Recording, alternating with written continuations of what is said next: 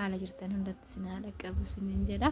Akkam jirtu fayyaa keessanii hiriyoota koo kan isin jaaladhu isin kabaju hunda keessanuu kan na jabbitanis kan na jalattanis garuu kan na jalattantu baay'ee natti fakkaata. Akkam jirtu mee fayyaa keessanii nagaan jira galata isaanii an nagaa godha. Egaa har'a guyyaa har'a immoo maal fiddee dhufte akka jettanii wanni jettanii na eeddana abdiin qaba jechuudha. Inni maalinni tokkoffaani ana yeroo tokko na kofalchiisa yeroo tokko immoo na aarsa jechuudha. Innis maalidha jettanii tokkoffaa osoo nubatiin qubaan gubatiin jedha namni jechuudha yoo mammaa koromooni. Maalan dhaga'ee isinitti fakkaatee guyyaa har'aa jechuudha dhugaa dubbachuudhaaf amma gara bootaa biraataan jira jechuudha mana hin jiru. Akkuma dhaga'een akkuma bilbilli naa dawwalamee dhaga'eenan viidiyoo kana hojjechuu fi dirqame jechuudha. Innis maal yoo jettan maalidha jettanii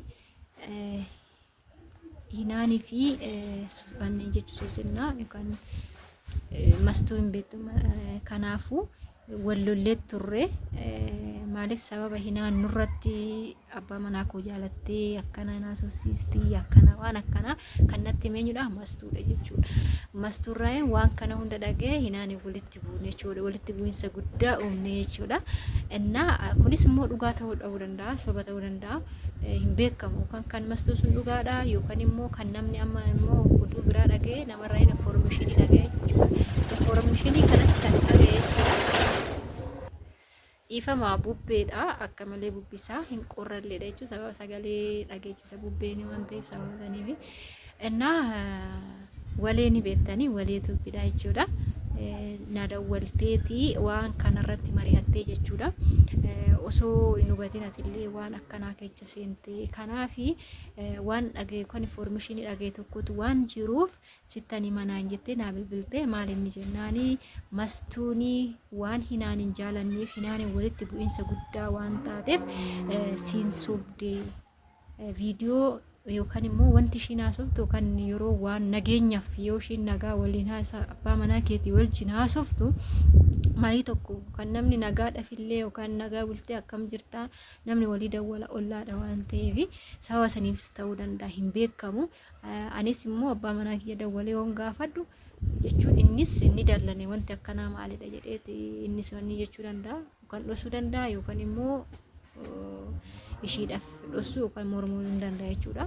Ani kanan beeku jecha amma waleenii akkanaan jettee natti himtetti mastuunii hinaan waan hin jaalanneef waan walloliisa jibba waan qabaniif isaan lamaan atillee akka ishiidhaan adda jettee addaan baatan barbaadde waan makiinaata barbaadde waan kana faxxarte abbaa manaa kee yookaan ishiin haasofsiisuuf waan tokko yookaan sobsiisuuf waan ishiin qophoofte tokko hin jiru. Harkuma ishiitiin natti himte ani maartii fi hinaan wal dhabsiisuu barbaade tanaan gubadhee tanaan ishiinis akka anaan wal lolte anaan wal dhabde ishiidhaan illee addaan gargar baasuu barbaada jette. Amma hinaan immoo jidduu kanatti hinaan quban qabdu.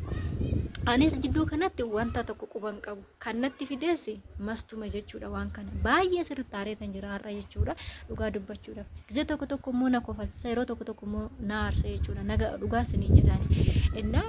Maaliif waan akkanaa kana raawwatte gaanii amma fakkeenyaaf nama tokko walitti bu'ee eeganii nama hinaan walitti bu'ee miti walee fi hinaan immoo jaalala qabu waliin jiraachaa jiru waan ta'eef ani isaan immoo addaan haa ba'ani anillee naaf fadhaaf jechuudha naaf fadhaaf walee fi hinaan addaan baasuudhaaf maaltu nagalche maaliif waan kana xaara jechuudha boodammoo rakkinni sun boodammoo dhugaan ba'uun hin ooltu waan ta'eef maaltu wanta akkanaa keessa nama seensise nama tokko wajjin eegga wal dhabde tarii deebitee nama biraatiin wal dhabsiisuun maaltu nama geechises zim jedhanii adabatanii yookaan nama saniin araaramuu barbaadan nama godhatanii yookaan nama tasgabbaa'anii waan dogongoraniis dogongora sanii of sirreessanii nama nagaa ta'anii nama sanii wajjin jiraachuudha malee namni kun nama akkanaati jedhee namni tokko oduu nama biraatti fidee nama walitti buusu kun biyya sin balleessaa nama walitti buusaa maatiidhaan maatii walitti nama buusaa jechuudha.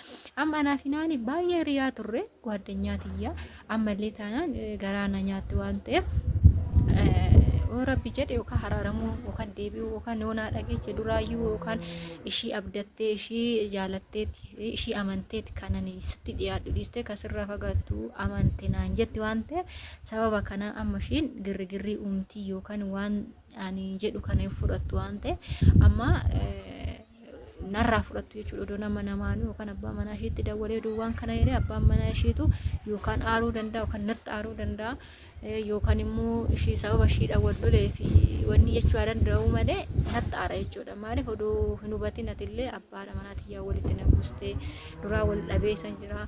Anis akkan deebi'u kan maatii kiyyattis akkan tattaafadhee deebi'u akkan taane sirii yebaasee immoo ishiidhaan wal dhabee tan jira balaakitti jedheetu akka waan kana natti mufannin wanni jechaa jira jechuudha. Dhugaa baay'ee sodaadheen jira isaayyuu jechuudha. Tokkoffaa immoo abbaa miliyooniin wal lole natti mufate ani dhugaa bakkumaan seenullee hin qabu dhugaa dubbachuudhaaf jechuudha. Innaa qaanii guddaa dhalleera.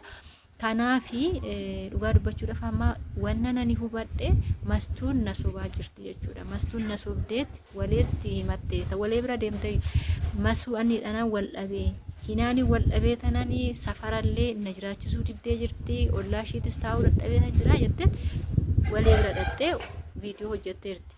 Kanaayyuu kan ishiin hojjettu kun ishiinuu sawaaqidha jechuudha. Maaliif kan ofiituu hin beektu deemtee kan amma anaa fi hinaa wal dhabsiistuun ishiidha. Kanaaf immoo wanna hojii ishiin hojjette kana immoo fuutee hinaa walee biratti dubbachuun ishiit immoo baay'ee nama gaddisiisa jechuudha. Dhugaa dubbachuudhaa fi ishiin rakkoo guddaa waan hinaan irraa qabduuf anallee walitti na buuste jechuudha. Maaliif narratti illee rakkoo guddaa uumaa jirti jechuudha. Anallee hojii wal dhabuu barbaadde maaliif hojjettan dhugaa dubbachuudhaaf dhiifama. Inna sababa kanaaf ishiidha illee wal dhabuun qaba jechuudha. Ishiiyyuu bakka taaree tan jira jechuudha. Duraan ishiin illee hiyootiitiyyaa lubbuutiyyaa isaan lamaan walitti araarsuudhaaf waan isaan wal miidhaniin isaan jidduu lamaan deemee fiigee isaan wanni jechuudhaafan tattaafadhaa jira. Waan kanallee ishiin naaf qoxxorree naaf yaanne waan akkanaan irratti raawwatte jechuudha. Kun immoo salphina guddaadha waan ta'eef ishiidhaaf anaaf garuu homaa rakkoon qabu. Ammas taanaan ani dhugaa naanaa baatu malee wanti namatti illee mufadhus namatti hinaanis aarus hin qabu isiniin jedha. Kanaaf dhiifamas jechuun hin danda'a. Ishiinis osoo hubatiin ishii barbaaddeeti indoom nadiduus dandeechi hinaan jechuudha. Yeroo xiqqoodhaaf nan tasgabbaa haguma ayyaana kana irratti illee nan yaala ishii araarfachuuf ishiitti dhiyaachuu nan barbaada waan ta'eef kanaaf wanta gochi namni dhufee too hiriyaati addana baasu ta'e kuni dogongora sirrii miti. Kanaaf wanti waliin naan jette kun sirriitti atantamaan wanta taragaaggaxe wayiiti jechuudha. Maaliif ana natti himte kallattumaan natti himte ani jaaladheetii miti Maartaa fi hinaan kan wal lolanii anumatu walitti isaan buusee abbaa manaa ishii keessaa sofsisaa jirti jedhee viidiyoo waraabee waan biraatiin itti ergee siistama godhee na jetteen. Kanaafuu wanti kun sobaa jettee jirti. Kanaafuu hinaan akkam godhee araarfachuun qaba isiniin jechuun barbaada. Kanaaf immoo Waaqayyo naa gargaaru dhugaa jirtu kanallee amma ishii islaamana ishii dhaquu hin danda'u. Manuma ishii yookaan abbuma manaa ishii sanitti himee yookaan bilbilaan nalaa kaastee bilbila namaatti illee taasee waan kana yookaan waleen illee bilbilaanis ta'u ishiin waan fagoo jirtuuf itti naasoftee waan kana akka sirreessitu nan taasisa. Ta'uu baannaan irreessa waan hundaa isiniin jedha. Nagaa naataa hanga viidiyoo biraatiin walitti deebinuu isiniin jedha. Turtii